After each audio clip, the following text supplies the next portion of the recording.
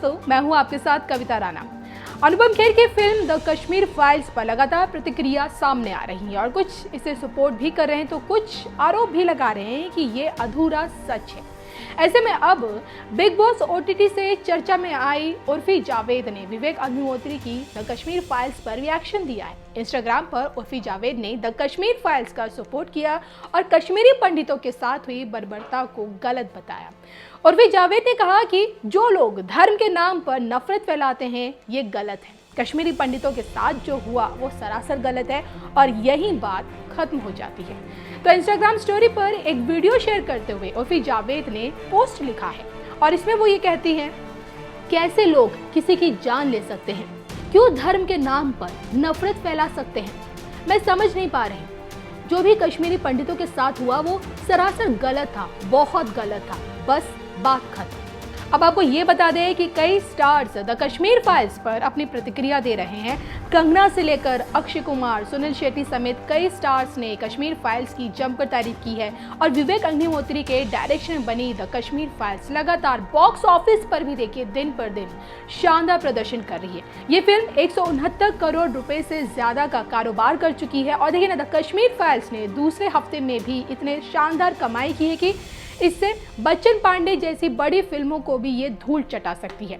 तो कश्मीरी पंडितों के दर्द पर बनी इस फिल्म में अनुपम खेर, मिथुन चक्रवर्ती, पल्लवी जोशी समेत कई बड़े बड़े स्टार्स नजर आए हैं और कश्मीरी पंडितों के पलायन और बर्बरता पर बनी द कश्मीर फाइल्स के अभी भी कई शोज हाउसफुल जा रहे हैं। और देखिए ना, फिल्म को रिलीज हुए महज 11 दिन हुए हैं, लेकिन इन 11 दिनों में ही इसने कई रिकॉर्ड्स तोड़ दिए और उम्मीद ये की जा रही है कि जल्द ही द कश्मीर फाइल्स 200 करोड़ रुपए का आंकड़ा भी छू सकती है। अगर आपने अभी तक ये फिल्म नहीं देखी तो प्लीज़ अभी जाइए थिएटर्स में देखिए और आपको ये फिल्म कैसी लगी प्लीज़ कमेंट करके ज़रूर बताइएगा। आजकल बहुत सारे मूवीज ऐसे जो कुछ सिर्फ नाम की रहे, लेकिन ये ऐसी मूवी है ना कि रोमते खड़े हो जाएंगे मूवी देख के किसी के भी। मैं तो एक ही चीज़ कहना चाहूँगा, जो जिसने भी आज तक कभी उतना सोचा समझा नहीं होगा उससे भी काफ़ी खतरनाक कहानी थी। ये फिल्म ना सबको देखना चाहिए। जो एक्चुअली इसमें मीडिया में जो चीज़ें उस समय के टाइम पे छुपाई गई थी, उस समय के कश्मीरी पंडितों के साथ में जो गलत हुआ था, ये देखना, ये फिल्म देख के बहुत सारी सच्चाइयाँ पता लगती। बहुत सारे स्टार कास्ट हैं। नहीं, एक्टिंग तो बहुत अच्छी थी, एक्टिंग, स्क्रीन प्ले, डायरेक्शन बहुत अच्छा था। विवेक जी ने बहुत अच्छा डायरेक्शन किया है। एक्चुअली फिल्म पहली एक ऐसी फिल्म है जिसको आप देख सकते हो और जो बहुत अच्छा एक पूरा एक तरह से एक सब्जेक्ट जो था, मतलब एक कश्मीरी पंडितों का जो दुख था, उस दुख को जो दिखाया गया है। आज तक एक शिकारा फिल्म आई थी विधु विनोद चोपड़ा की, वो एक तरह से डब्बा फिल्म है, इसके आगे डब्बा भी नहीं बोल सकते, ढक्कन बोल सकते हो। फिल्म बहुत अच्छी थी और मुझे लगता है कि ये सभी को देखनी चाहिए। ये मतलब जो इतिहास हमें पता ही नहीं है और जो दिखाते हैं वही दिखेगा। अब ये चीज़ जानने का मौका हमें कैसे मिलेगा? जो मूवी को बताते हैं समाज का दर्पण, तो आज एक्चुअली में देखने को मिला है वो चीज़। सर, इंडिया ने आज तक इतनी अलग फिल्म नहीं बनाई है। ये आज से एक अलग फिल्म है जो इंडिया में शुरू हुई है। ये बड़ी हिम्मत की बात है कि डायरेक्टर जो विवेक अग्निहोत्री हैं उन्होंने इतनी हिम्मत दिखाई है। आप इतिहास को और सच को कब तक आखिर छुपाएंगे? ये सच है। ये जो भी दिखाई दे रहा है ये सच है।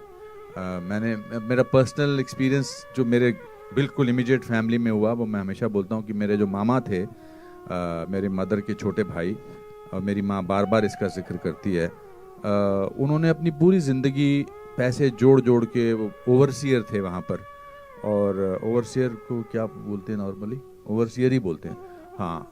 तो because overseer is a very typical small town word. तो वो इंजीनियर से जो छोटे होते हैं उनको ओवरसियर बोलते हैं। तो उन्होंने बड़े मुश्किल से पैसे कमा के, उनका एक सपना था कि कश्मीर में, श्रीनगर में अपना एक घर बनाएंगे। तो उन्होंने वो घर जैसे तैसे 86, 85, 87 में बना लिया और बड़े खुश थे कि अपना उनका एक घर था। और जैसे ही उन्होंने घर बनाया उसके कुछ 6-7 महीने बाद ये थ्रेट्स आनी शुरू हो गई कि आप निकलो यहाँ से। एंड फिर ऐसी थ्रेट्स आई कि भाई हमने आपके पड़ोसी को मार दिया है, उसकी लाश वहाँ पड़ी है, अब अगर आप अगले कुछ दिनों में नहीं छोड़ेंगे तो हम फिर आपकी लाश किसी और के घर पर होगी। सो एक रात को एक फिएट गाड़ी में जितना सामान वो डाल सकते थे, जिंदगी भर की पूंजी, एक फिएट गाड़ी में 4 उनके खुद के अपने सदस्य थे, बेटा बेटी उनकी बीवी, और वो वहां से निकल गए और दिल्ली में जाकर कहीं वो सेटल हो गए। और उनका सदमा उनको इतना गहरा पड़ा कि he died after couple of years or 3 years. And so that is what we have seen. जैसे जब आप किसी के घर से किसी को निकालते हैं तो आप सिर्फ उनको दीवारों से या छत से या उनके आंगन से नहीं निकालते हैं, आप उनको उस जगह की आबो हवा से, उस जगह की खुशबू से, उस जगह के वातावरण से, उस जगह की आदतों से वहाँ से निकालते हैं। मेरे दादाजी का छोटा सा एक मंदिर था, 3rd फ्लोर पे, मिट्टी का घर था, और वहाँ पर उनकी वो जो अगरबत्ती रोज़ जलाते थे तो उसकी एक खुशबू थी। अब वो खुशबू टेंट में तो नहीं आ सकती है, या किसी जम्मू के घर में या पूना के घर में या दिल्ली के घर में तो नहीं आ सकती है। हम होटल में, 5 स्टार होटल में रहते हैं बहुत दिनों तक, लगता है यार अभी घर जाके अपने बिस्तर पे सोना है।